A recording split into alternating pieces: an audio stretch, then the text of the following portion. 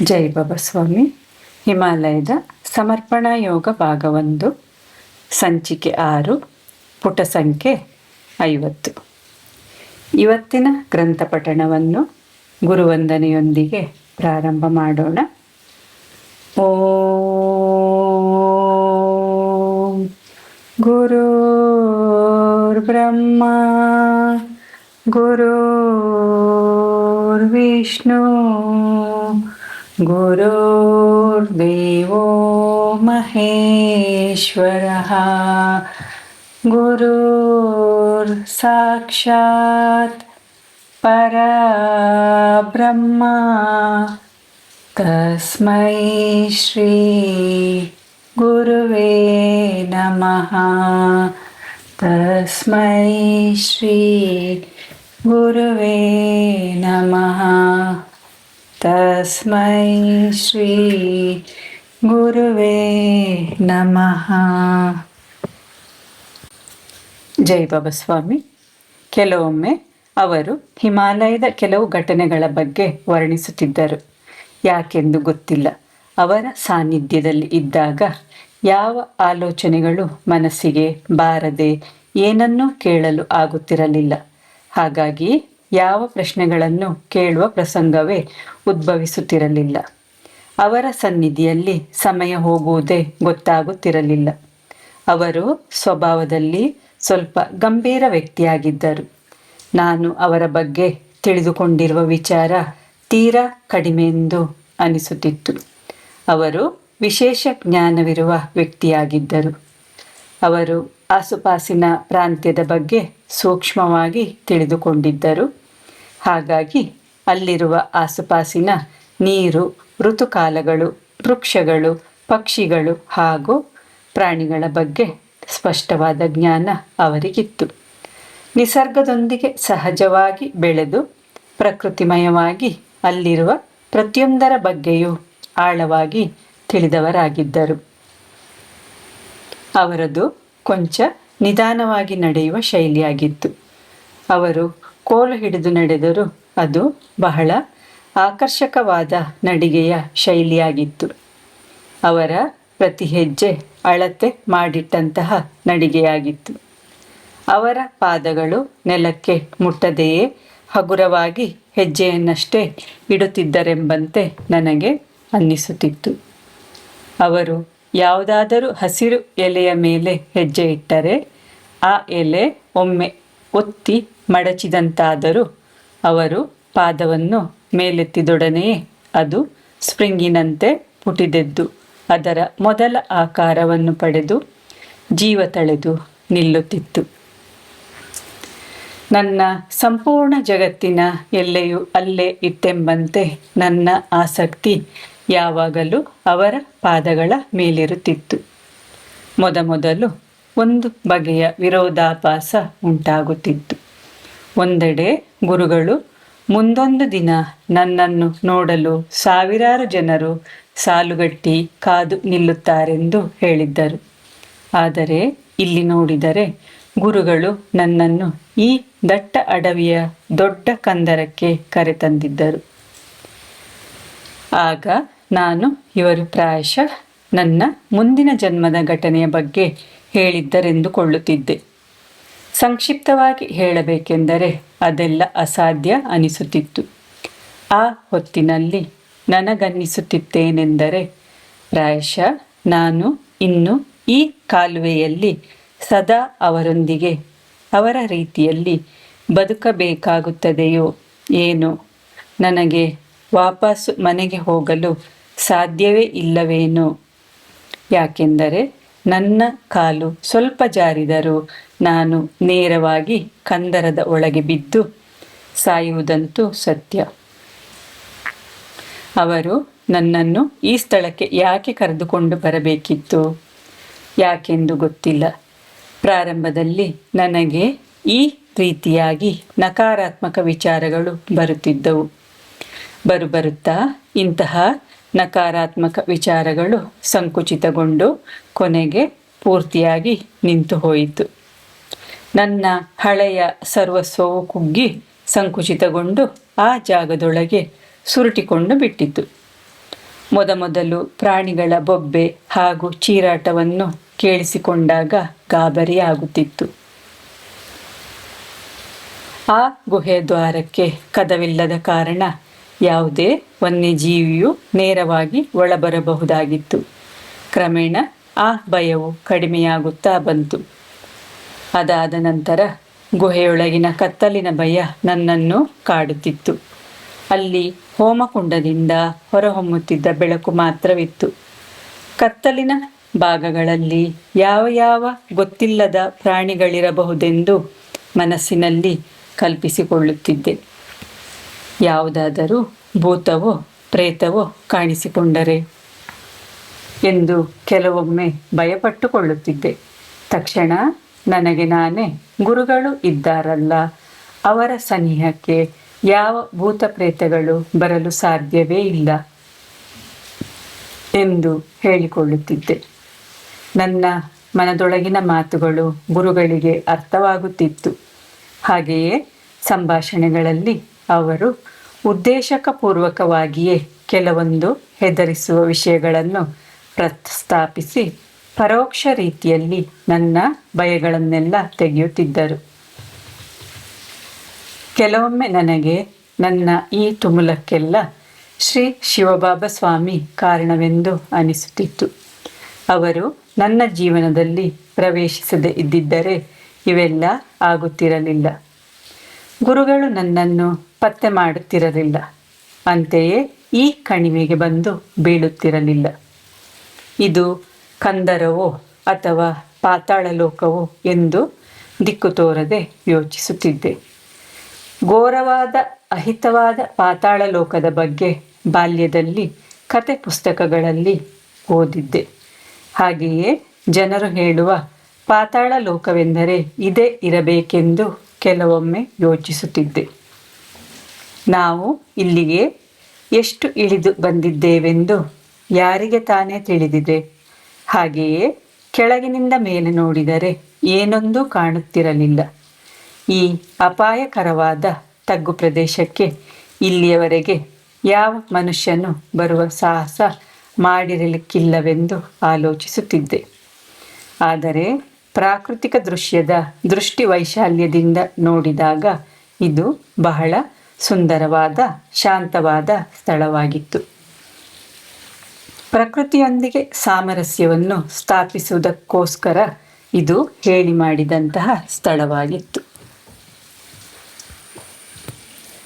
ಆ ಸ್ಥಳದಲ್ಲಿ ಯಾವುದೇ ಒಂದು ವ್ಯಕ್ತಿ ಕಾಣಲು ಸಿಗುತ್ತಿರಲಿಲ್ಲ. ಆದ್ದರಿಂದ ಅಲ್ಲಿ ಯಾವುದೇ ಮನುಷ್ಯರ ಆಲೋಚನೆಗಳು ಇರಲಿಲ್ಲ. ಹಾಗೆಯೇ ಅಲ್ಲಿ ಯಾವುದೇ ರೀತಿಯ ವೈಚಾರಿಕ ಮಾಲಿನ್ಯವೂ ಇರಲಿಲ್ಲ. ವಿಚಾರಗಳು ಅಪ್ರಾಕೃತಿಕವಾಗಿರುವಂತಹವು. ಅವು ನಮ್ಮನ್ನು ಪ್ರಕೃತಿಯಿಂದ ಬೇರ್ಪಡಿಸುತ್ತವೆ. ಆದರೆ ನಾವು ಪ್ರಕೃತಿಯ ಸಾನ್ನಿಧ್ಯಕ್ಕೆ ಬಂದೊಡನೆಯೇ ವಿಚಾರಗಳು ತನ್ನಿಂದ ತಾನೇ ನಿಂತು ಹೋಗುತ್ತವೆ.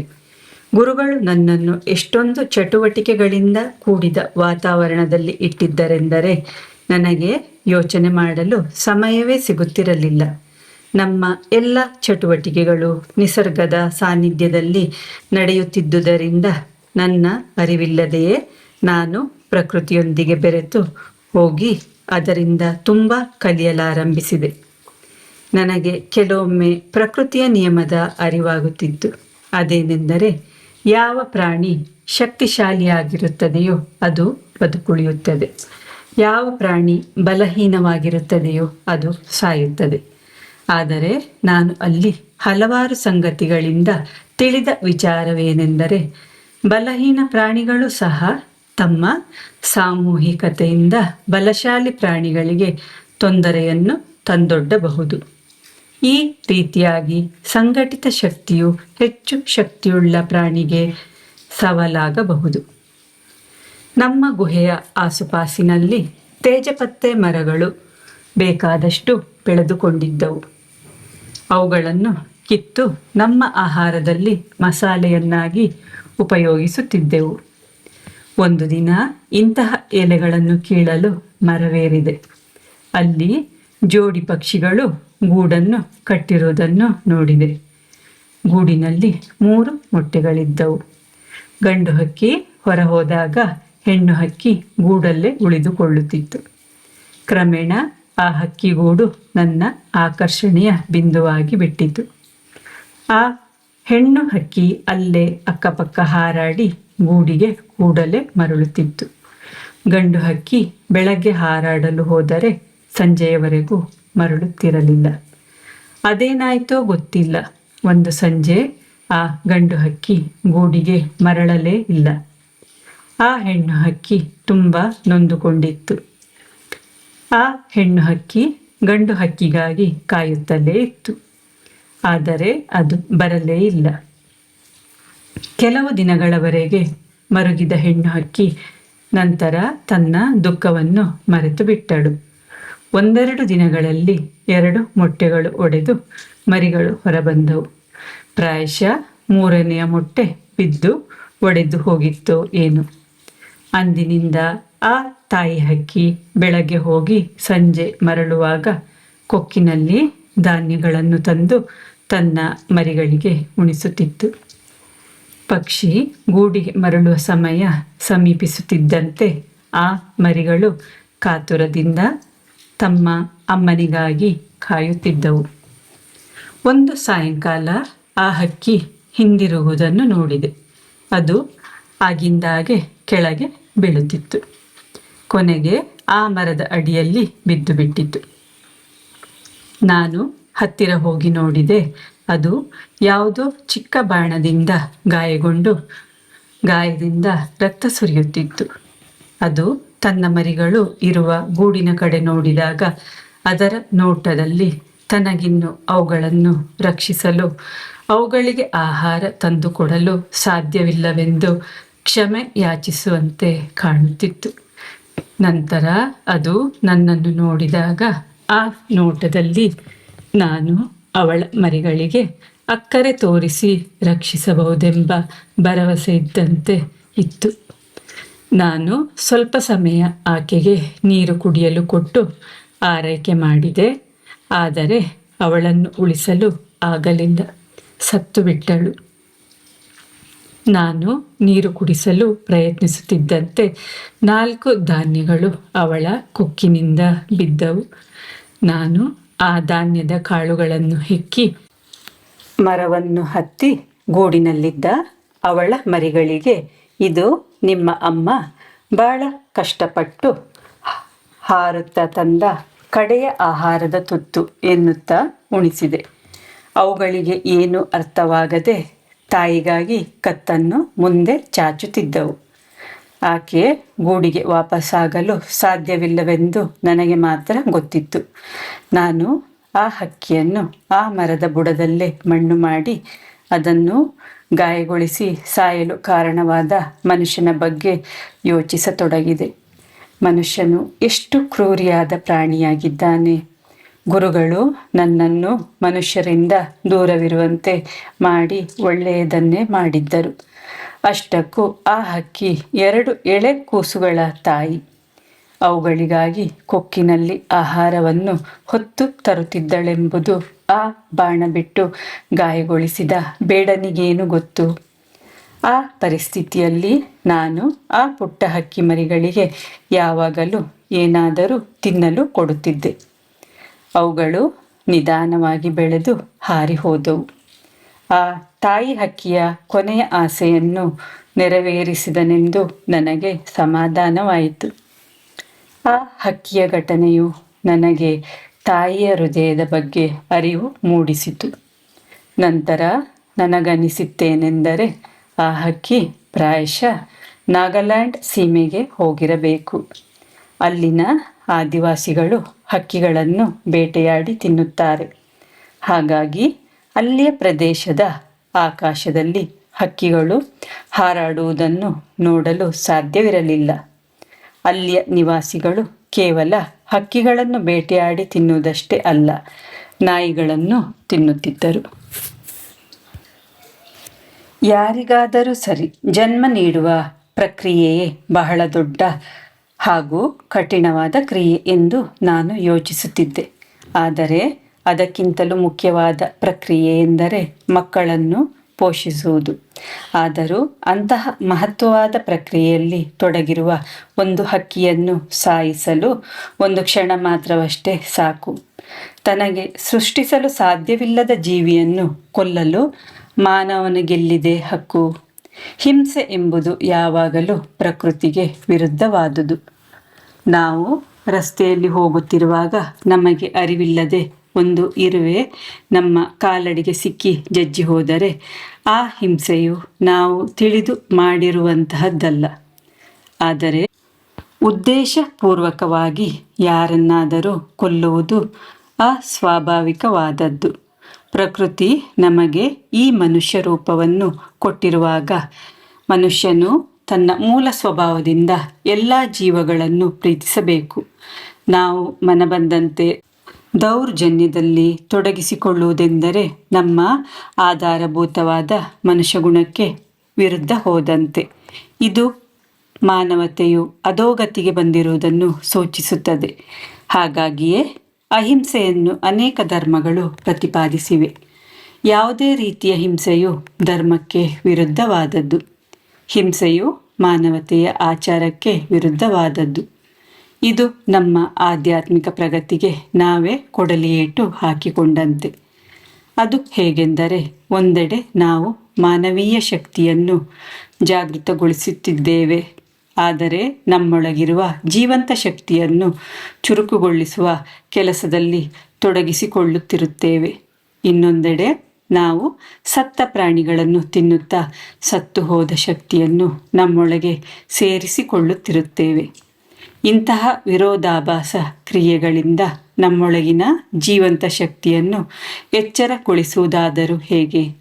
ಈ ಜೀವಂತ ಶಕ್ತಿಯಲ್ಲಿ ಮುನ್ನಡೆ ಉಂಟಾಗುವುದಾದರೂ ಹೇಗೆ? ಆದ್ದರಿಂದ ಹಿಂಸೆಯಲ್ಲಿ ತೊಡಗಿಸಿಕೊಳ್ಳುವ ಸಾಧಕನಲ್ಲಿ ಆಧ್ಯಾತ್ಮಿಕ ಪ್ರಗತಿ ಎಂಬುದು ಉಂಟಾಗುವ ಸಂಭವವೇ ಇರುವುದಿಲ್ಲ.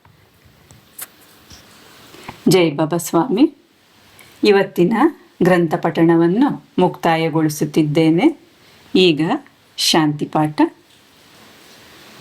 ಓಂ ದ್ಯೋ ಶಾಂತಿ ಅಂತರಿಕ್ಷ ಗುಂ ಶಾಂತಿ ಪೃಥ್ವಿ ಶಾಂತಿ ಆಪಃ ಶಾಂತಿ ಔಷಧಯಃ ಶಾಂತಿ ವನಸ್ಪತಯಃ ಶಾಂತಿ ವಿಶ್ವೇ ದೇವಃ ಶಾಂತಿ ಬ್ರಹ್ಮ ಶಾಂತಿ ಸರ್ವಗುಂ ಶಾಂತಿ ಶಾಂತಿರೇವ ಶಾಂತಿ ಸಾ ಮಾ ಶಾಂತಿರೇಧಿ. ಓಂ ಶಾಂತಿ ಶಾಂತಿ ಶಾಂತಿ. ಸರ್ವರಿಷ್ಟ ಸುಶಾಂತಿರ್ಭವತು. ಜೈ ಬಾಬಾ ಸ್ವಾಮಿ.